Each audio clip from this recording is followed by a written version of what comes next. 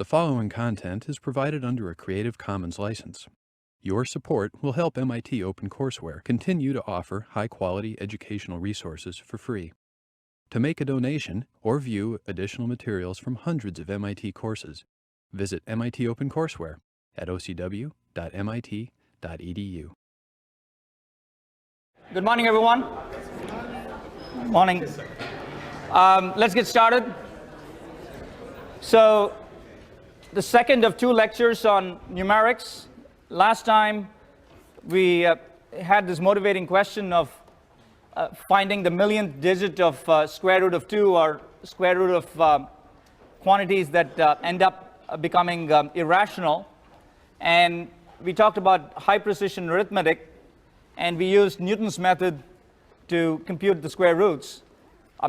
You saw a demo of computing square roots, but there's a few things missing. We don't quite know how to do division, which is required for the Newton's method, and we didn't really talk at all about algorithmic complexity, beyond talking about the complexity of multiplication. So multiplication is a primitive that at this point we know how to do in a couple of different ways, including the naive order n square algorithm and the Karatsuba algorithm, which is something like n raised to 1.58. But how many times is multiplication called when you compute square roots? In fact, multiplication is called when you call the division operator when you compute square roots. So there's really two levels of computation going on here, and we need to open this up and look at it in detail and figure out what our overall algorithmic complexity is. So that's really the meat of today's lecture, getting to the point where we know what we have with respect to asymptotic complexity of computing the square root of a number. So let me start with a review of what we covered last time. We decided that we wanted the millionth digit of square root of 2, and the way we're going to do this is by working with integers and computing the floor, since we need it to be an integer, of 2 times 10 raised to 2d, where d is the number of digits of precision.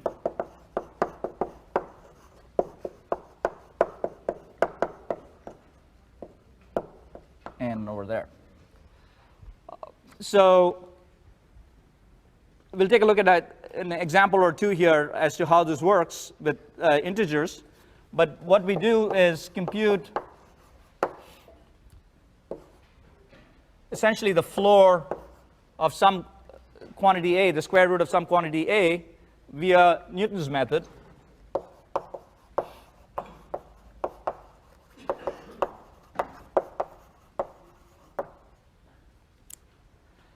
And the way Newton's method works is you go through an iteration.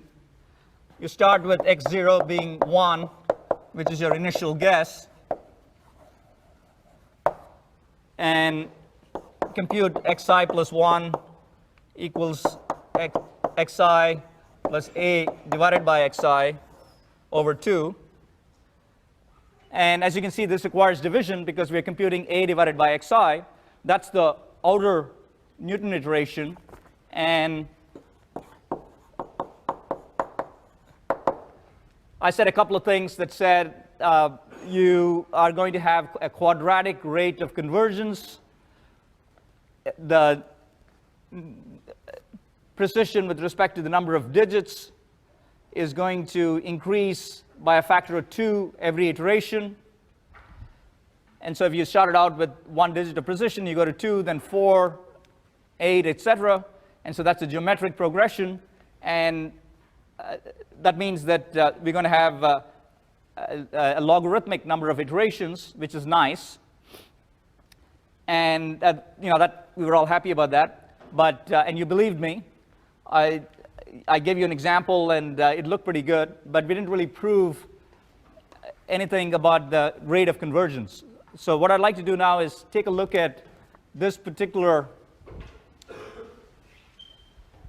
iterative computation where we're computing xi plus 1 given xi and argue that this, in fact, has a quadratic rate of convergence. Okay? So you can think of this as doing an error analysis of Newton's method.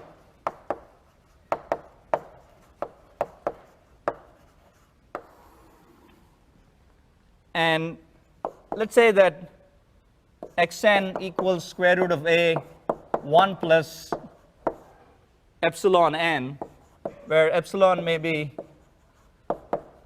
positive or negative. So we have an error associated with xn in the nth iteration with respect to what we want, which is square root of a, and it's off by something. It may be a large quantity in the beginning. We want to show convergence, so obviously we want epsilon n as n becomes large to tend to 0. How fast does this approach 0? That's the question. And so if you go take this equation and plug this into that and say, what is xn plus 1? Xn plus 1 would be square root of a times 1 plus epsilon n plus a divided by square root of a 1 plus epsilon n divided by 2, right? Just plugging it in, the value of xn, and then a couple of steps of algebraic simplification. You can pull out square root of a here, then you have 1 plus epsilon n, 1 divided by 1 plus epsilon n over here, the whole thing divided by 2. And if you keep going, we end up, there's one step that I'm skipping here in terms of simplification, but let me write this last result out.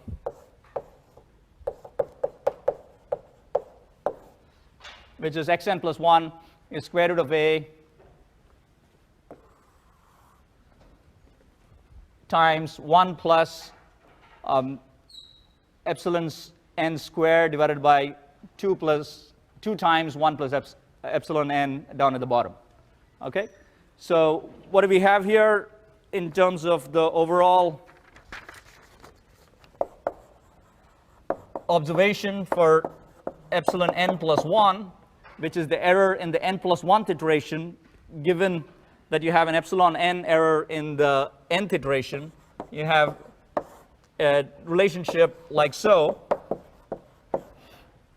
where epsilon n plus 1 is related to epsilon n whole square.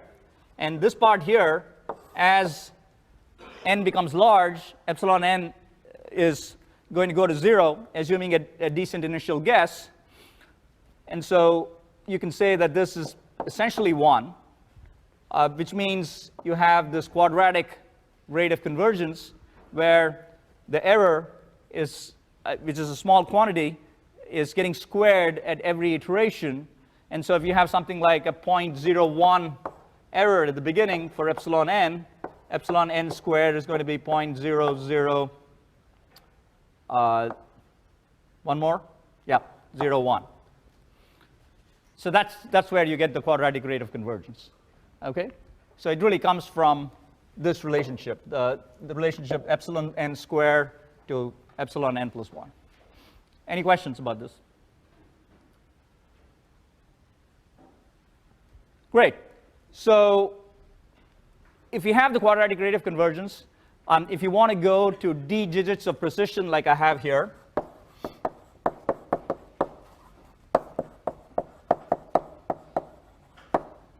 you can argue that you need log d iterations. So that's kind of nice. You have a logarithmic number of iterations. I'm going to get back to that. There's one little subtlety that is associated with asymptotic analysis that goes beyond simply the number of iterations that you have and the digits of precision. But so far, so good. We're happy with this logarithmic number of iterations. And if we can now compute the complexity of the division, then obviously we need an algorithm for that. But if you have an algorithm and we figure out what the complexity of the division algorithm is, then we have complexity for the square root of 2 or square root of a using Newton's method. Okay? So just justified what I said last time with respect to quadratic rate of convergence. And then we talked about multiplication last time. I want to revisit that. We have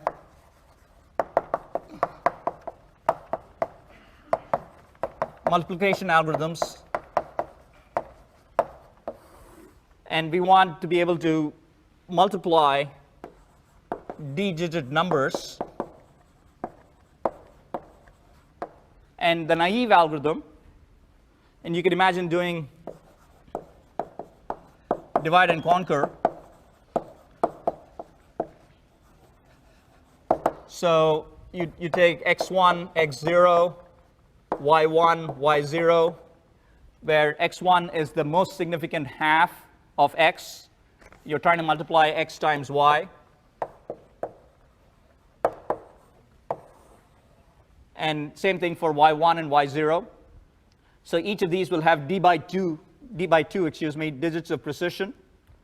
And if you implement the naive algorithm that looks like Tn equals 4 Tn by 2 plus theta n, you end up with theta n squared complexity. So you have to do 4 multiplications corresponding to x1 times y1, x1 times y0, etc. And at each level in the recursive tree, you're breaking things down by a factor of 2 with respect to the digits of precision that you need to multiply on as you're going down the tree. And this is the 4 multiplications. You get your theta n squared complexity. This gentleman by the name of Karatsuba recognized that you could play a few mathematical tricks, which I won't go over again, but reduce to 3 multiplications, and you do a few more additions. But given that the additions have theta n complexity, the recurrence relationship turns into Tn equals 3t of n over 2 plus theta n, and this ends up having 1.58 ... complexity. Okay? No reason to stop with breaking things up into 2 parts. You could imagine generalizing Karatsuba, and people have done this. 2 different researchers, Toom and Cook, generalized Karatsuba for the case where k is greater than or equal to 2, where you're breaking it into k parts. So the Toom-2 or the Toom-Cook-2 algorithm is basically Karatsuba, but you have Toom-3, Toom-4, and so on. And I'm not going to give you a lot of details on this. We don't expect you to work on this, at least in 6006. But just to give you a sense of what happens, the Toom-3 method or the Toom-Cook-3 method breaks a number up into 3 parts. So each of these would have d by 3 digits of precision. So this is what you're starting out with. You're starting out with a d-digit number, but the very first level of recursion, you're going to break things up into 3 xi numbers that are d by 3 digits long. Same thing for y. And if you did a naive multiplication of this, how many multiplications do I need? If I just forget about any tricks, mathematical tricks, if I just try to multiply these things out, and how many d by 3 by d by 3 multiplications do I need? 9. Okay? So if you can beat 9 using mathematical tricks, you have a better divide and conquer algorithm. Okay? And it turns out that Toom-3 plays some games, arithmetic games, and ends up with a recurrence relationship that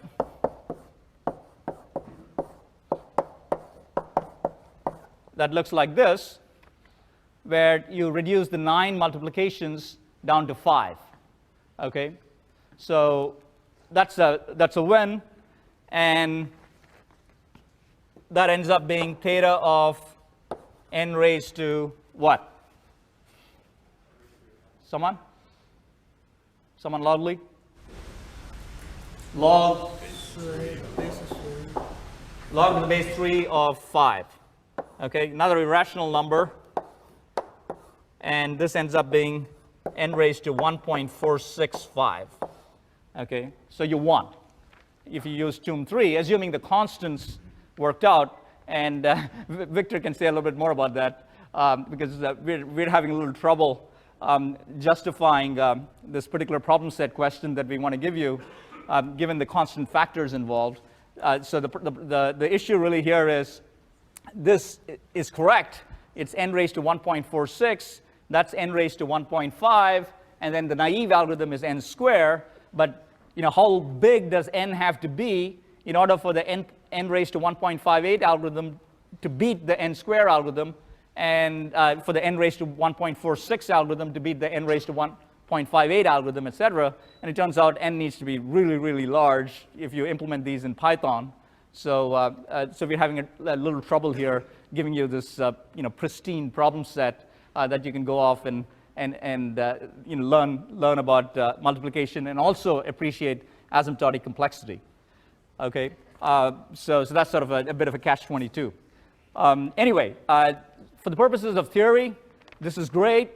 It turns out people have done even better, right? I mean, multiplication is just this obviously incredibly important primitive that you would need for doing any reasonable computation. And so people have worked on using things like fast Fourier transforms and other techniques to improve the complexity of multiplication. And the best scheme till a few years ago was the scheme called Schoenhage-Strassen scheme, which is almost linear in complexity. It's n log n log n time, and this uses the fast Fourier transform FFT. And you can play with all of these things. You can play with Karatsuba, the naive algorithm, TOM 3, etc., in the GMPY package in Python. And you can see that as to what the value of n needs to be in order for one of these algorithms to beat the other. This is not something that you're going to do specifically in the problem set, but I say that as an aside. These algorithms are implemented and they're used in real life. Eric? Maybe worth mentioning that Python itself, where long n uses Karatsuba. Yeah, so Python uses, for beyond a certain n, you are going to have decisions that are made within the package, and Python shifts to Karatsuba after n becomes large. But if n is small, then it's going to run the naive algorithm. Now, if you write your own multiplication, you can do whatever you want. You can have your own adaptive scheme, assuming you have many of these algorithms implemented, or you're calling them using the GMPY package. All right? So lastly, so this looked pretty good for a while. And from a theoretical standpoint, there was a breakthrough. A guy by the name of Führer came up with this algorithm that is n log n, and let me write this carefully, 2 raised to big O, that's an upper bound, of log star n. Okay, that makes sense? No. I'll have to explain it. Okay, so what does this mean? This part is clear, right? This is like sorting. Okay, it doesn't really use sorting, but that's n log n. And then you have this 2 raised to big O log star n, and you need to define what log star n is. And log star n is what's called the iterated algorithm, logarithm rather, not, well, I guess it's an iterative algorithm, but it computes logs. And the iterative logarithm is the number of times log needs to be applied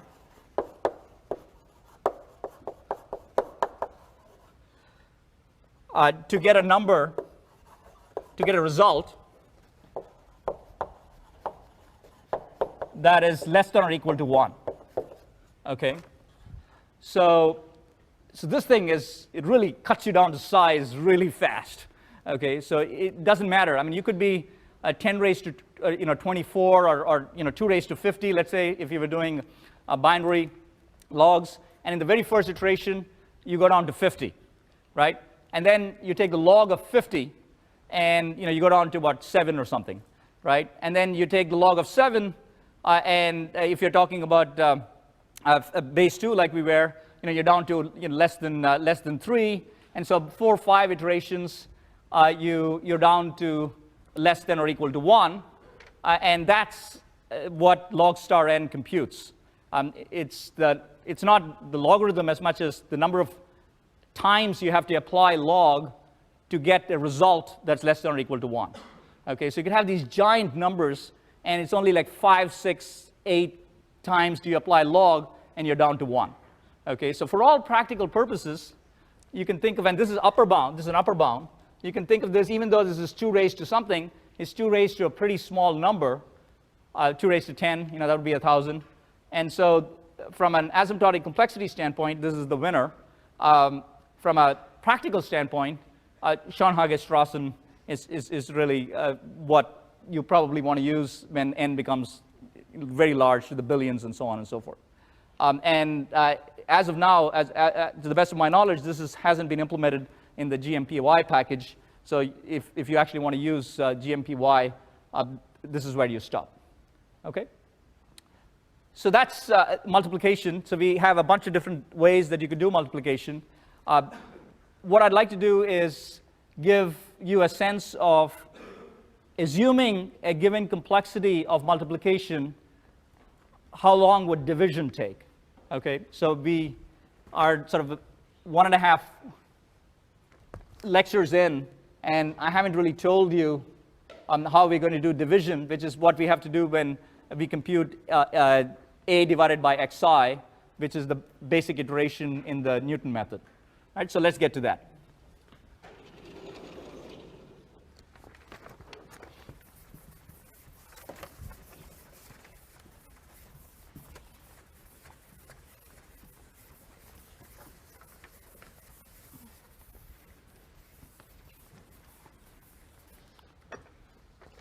So finally, high precision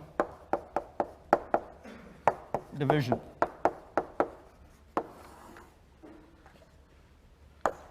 So we want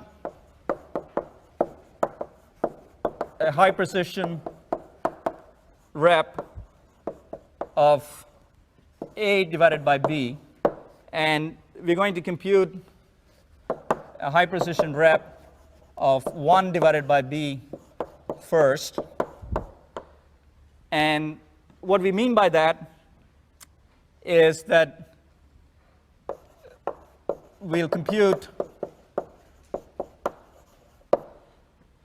R divided by B floor, where R is a really large value, and more importantly, it's easy to divide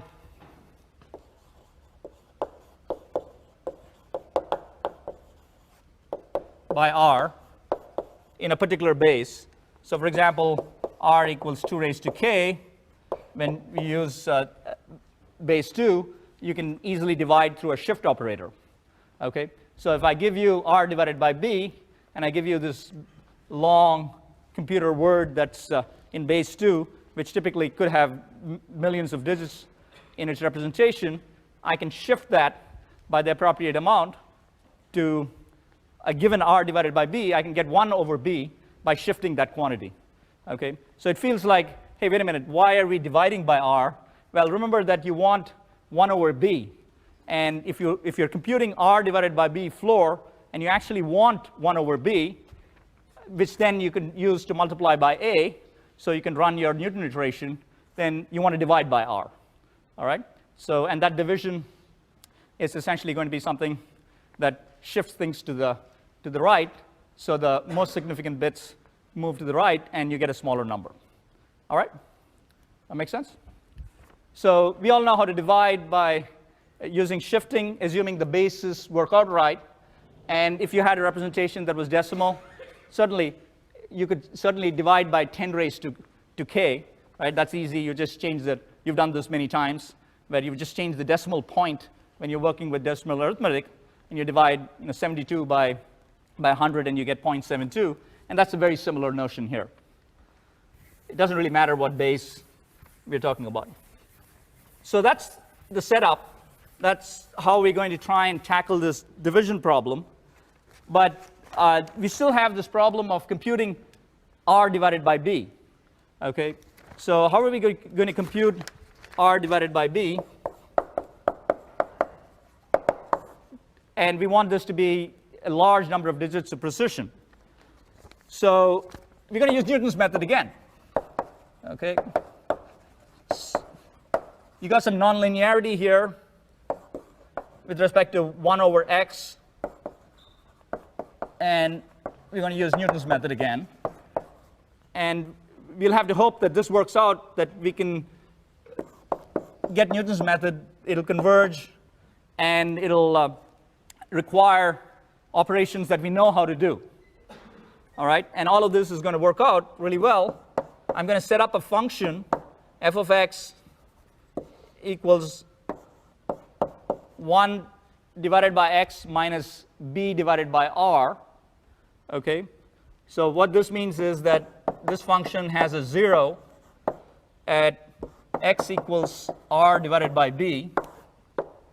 So if I try and find the 0 of this function, and I start out with a decent initial guess, I'm going to end up with r divided by b. And if I'm working with integers, effectively, that's the floor that I have for r divided by b. And then I do my shift, and I end up with 1 over b. All right? So someone who remembers differentiation, if you're going to apply Newton's method, tell me what the derivative of f of x is. Somebody's stretching at the back, but I don't think that was the answer. Someone at the back? Too easy a question? What the cushion? 1 over negative x squared. Who's that? All right. You can go pick this up. Whatever. Cut the monotony here. Whoa, whoa. It's just veer to the left. I think next time I'm going to weight him or something. I think, let's just do frisbees next time. Let's just do frisbees next time. Makes it easy. Forget cushions. No? Frisbees or cushions? How many want frisbees? How many want cushions? Frisbees win. All right. So you got derivative of x is minus 1 divided by x squared. And then if you go off and apply Newton's method, and I'm not going to go through the symbolic equations here associated with the Newton's method, but that's basically the same as we did before. You are computing a tangent, and the new value of xi plus 1, given the value of xi, is the x-intercept. And we needed the derivative to compute that. But bottom line, you have xi plus 1 equals xi minus f of xi divided by f prime of xi. Right? So that's the Newton iteration. And is worth plugging in the various values here. 1 divided by xi minus b divided by r, that's f of x on top, divided by minus 1 divided by xi square. Right? So that's the derivative over here. So all I'm doing is plugging things in, but you want to visualize this, because this is really what we need to compute. And we have xi plus 1 equals xi plus xi square times 1 over xi minus b divided by r. And finally, I get 2xi minus bxi square divided by r. All right? That is key. This is pretty important. So just look at all the way to the left, which is xi plus 1, all the way to the right, 2 times xi. That doesn't scare us. 2 times something, especially in base 2, pretty easy, right? That's a multiply. Multiplies don't scare us because we don't know how to do multiplies anyway. This is in a simple multiply, okay? And then I got a square here, right? Square, not a square root, right? Squares don't scare us because that's the multiply, just multiplying the same number to itself. And this doesn't scare us because we know that we've chosen r to be an easy division, okay? So all of the operations here are either easy or they require a multiply, all right? And so remember, I'm going to put a picture up towards the end here that tells you the overall structure for computing square root of a or square root of 2, but we've just sort of sold out to Newton, if you will, because we said that we're going to use Newton's method to compute essentially iteratively square root of a, and within the Newton method, the first iteration, if you will, of the Newton method, we had to compute a reciprocal, right? We had to compute 1 over xi, and in order to compute 1 over xi, we're going to apply Newton's method again, like I showed over here and over there, and so that division is going to require iteration, but the iteration at the second level is one of multiplication. Okay, you're going to repeatedly apply multiplication because you're going to go xi plus 1 based on xi using multiplication and some easy operations, and then you'd go xi plus 2, xi plus 3, and so on and so forth. All right? That makes sense? I'll try and put this up to give you the complete picture once we're done talking about the division algorithm and its complexity. But before I do that, I just want to give you a sense of the convergence of this scheme. Again, I want to give you an example first, and then I'll argue about the convergence. You have to run this iteratively. You got to make I to get to the point where it's large enough that you have your digits of precision.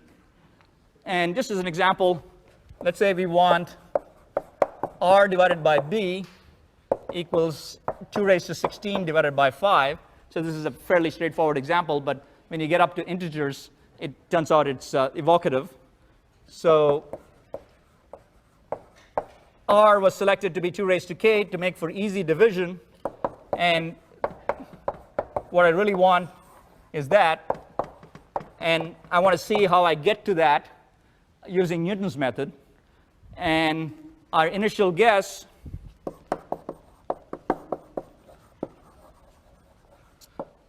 let's say we guess we try 2 raised to 16 divided by 4 because we know how to divide by a power of 2, and so that's 2 raised to 14, and that's our initial guess. So think of that as being x0, that is x0, and that is 16384.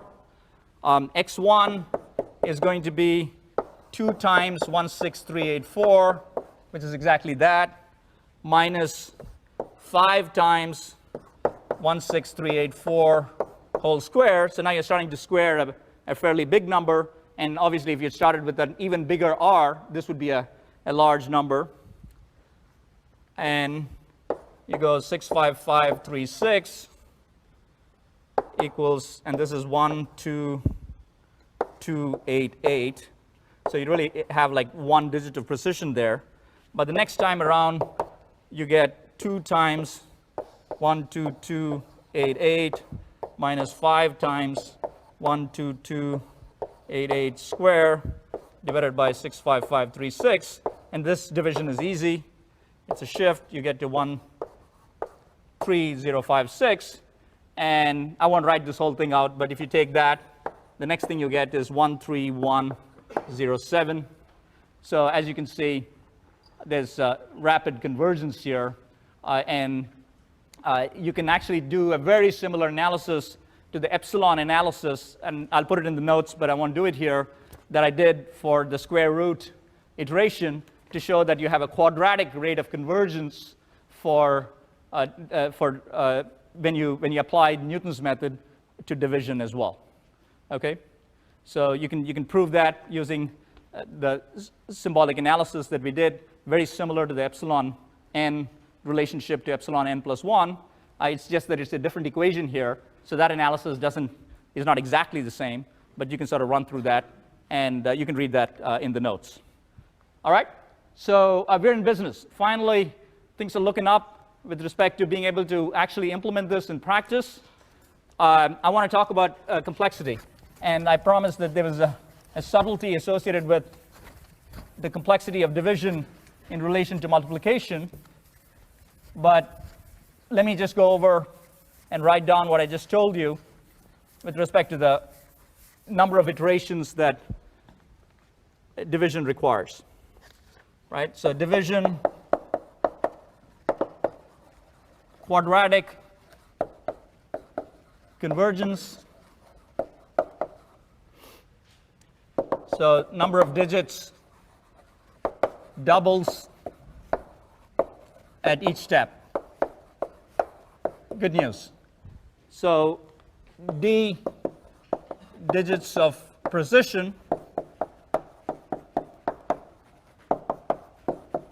log d iterations.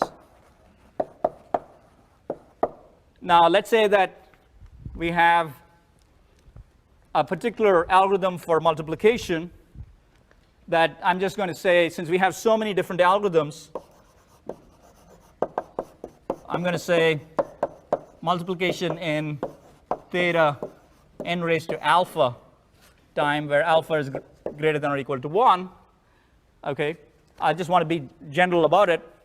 And so assuming that I have a multiplication algorithm that can run in theta n raised to alpha, where clearly you know alpha can be 1.46 for tomb 3, etc., and it's not quite that for Schoenhagestrassen, but I just want to be working with one particular complexity, so I'll parameterize it in this fashion, and everything I say is going to be true for Schoenhagestrassen and Führer as well.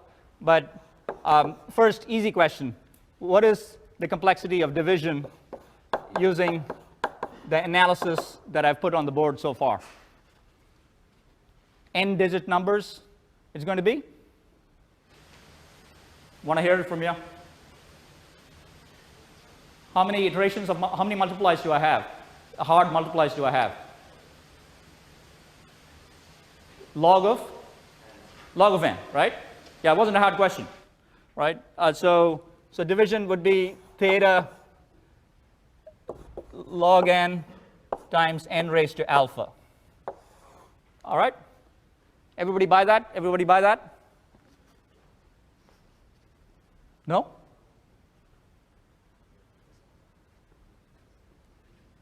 Ask a question if you're confused. Maybe I should say, everybody buy that? How many people agree with that? Big O. How many people agree with that? Yeah, that's right, big O. I mean, I'm hedging my bets here, right? I'm just saying big O. I mean, I could say big O of, n cubed, and you should all agree with me, right? Or big O of whatever. You had a question there? Yeah, is the log n corresponding to the number of iterations we need to get a certain level of precision? That's correct. So if you want d digits of precision, then according to this argument, and I think you guys are a little doubtful here because I kept talking about subtleties, and in fact there's a subtlety here which I want to get to. But this big O thing is perfectly correct. But to answer your question, yes, let's assume that it's n digits of precision. That's what we assumed, whether it's n or d. I mean, you can plug in the appropriate symbol here, and we're saying that, look, every iteration is bounded by n raised to alpha complexity for the multiply, and I'm going to do a logarithmic number of iterations, so I end up getting log n times n raised to alpha, right? So that is correct, in fact. Okay, that's big O is correct, right? So now it comes to the interesting question, which is, can you do a better analysis? So this sort of harkens back to 3 weeks ago. Maybe you've forgotten, maybe you've blanked it out of your memory, but I thought I described to you build max heap, and we had this straightforward analysis of build max heap that was n log n complexity, and then we looked at it a little more carefully, and we started adding things up much more carefully. You know, we turned into bank accountants, and then we decided that it was order theta n complexity. Does people remember that? Right? So I want you to turn into bank accountants again, right? And then tell me first, you know, there's a nice observation that you can make here that we haven't made yet with respect to the size of these numbers. Okay? We know what we want eventually, but there's a nice observation we can make here with respect to the size of these numbers. And then we want to exploit that observation to do a better analysis of the theta complexity of division. Okay? So who wants to tell me what the observation is? Right? This is definitely worth the cushion. What's the observation? I want to end up with d digits of precision. Okay? If I give you another hint, I'm going to give it away. Someone tell me. This is a dynamic process. Okay? So what do I start with? What do I start with? So I want to compute something, and you want to use Newton's method. What do you start with? Yeah. You start with 1 digit of precision. That's fantastic, right? I don't know if you already have a cushion or not, but here's the second one. So you start with a small number of digits of precision, right? And then you end up with a large million whatever number, right? Which is your D, right? Okay. So what does that mean? So now somebody take that and run with it. Somebody take that and run with it. You already have a cushion. Like many? Right. You guys, usual suspects. Okay. So someone take that and run with it. What can I do now? What does it mean if I start with a small number of digits of precision? My initial guess was 1, right? I mean, that had 1 digit of precision. And then the number of digits doubles with each step, right? So is there any reason why I'm doing, if I had d digits of precision eventually, that I have to do d digit multiplies in each iteration? Any reason why? Yeah. You don't have to, because if you start with 1 and your multiplier is going to be trivial. And that's right. Then you're going to eventually approach the d to the alpha equation. That's exactly right. That's exactly right. That's worth the cushion. But now I want you to, you or someone else, tell me what the iteration looks like, right? So here's the key observation. The key observation is that if I want d digits of precision,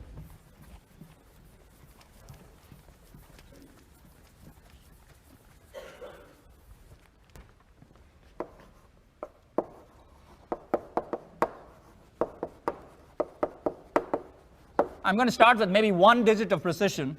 So if this is sort of d of p, which is or dig of p, not to be confused, saying I start with 1, 2, 4, and I end up with d. And our claim was that this was log d iterations, right? So the initial multiplies are easy. They're, initially you're doing a constant work if you have really small numbers associated with these multiplies. It's only towards the end that you end up doing a lot more work, right? So someone tell me if I have n raised to alpha, and if I say I want to write an equation, and I don't want to use theta here. I'm going to use constants because I want to add up constants, and it's a little iffy when you add up thetas.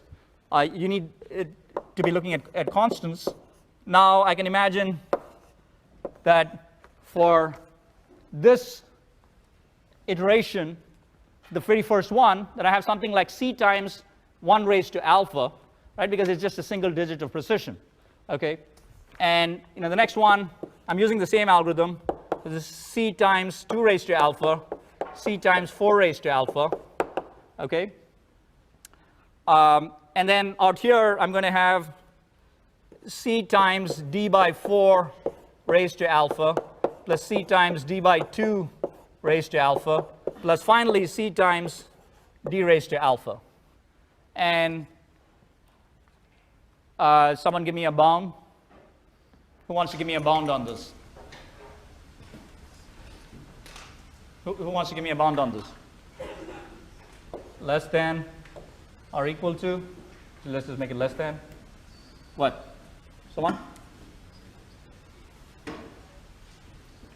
Just plug in a value of alpha. And then remember your convergent geometric series and things like that. What is that? Someone? Yeah. Just some constant times d to the alpha. That's exactly right. Just some constant times d to the alpha. And in fact, you can say it's 2c d to the alpha. Okay? Right? I'll keep a cushion for your side. So that's it. That's the little careful analysis that we had to do, which basically, without changing your code really, suddenly gave you a better complexity. I mean, isn't that fun? That's always fun. You had this neat algorithm to begin with, okay? And the bottom line is you're just computing things a little more accurately than essentially saying that you had to do all of this work with large number of digits of precision at every iteration. The number of digits actually increases. All right? So what does this mean? I guess ultimately, the complexity of division is now what? It's the same as the complexity of multiplication, right? So regardless of whether we did a Newton iteration or not, the complexity of division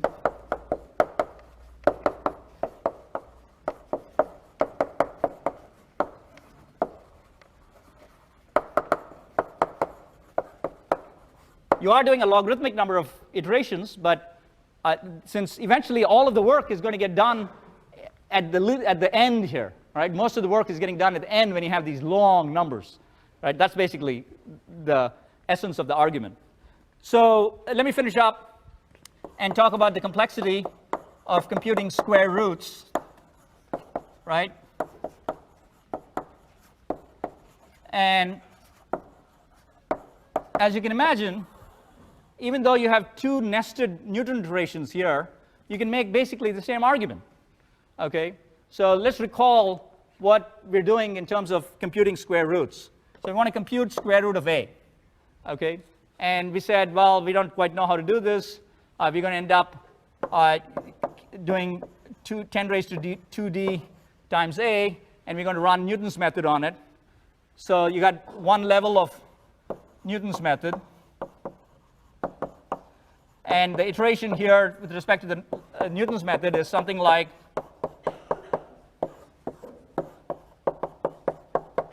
xi plus 1 equals xi plus a divided by xi. Now this, every time you do that for a particular xi, you're going to end up having to call a division, okay? So you're going to call a division here, and then you're going to call a division here. For each iteration, you have to call a division.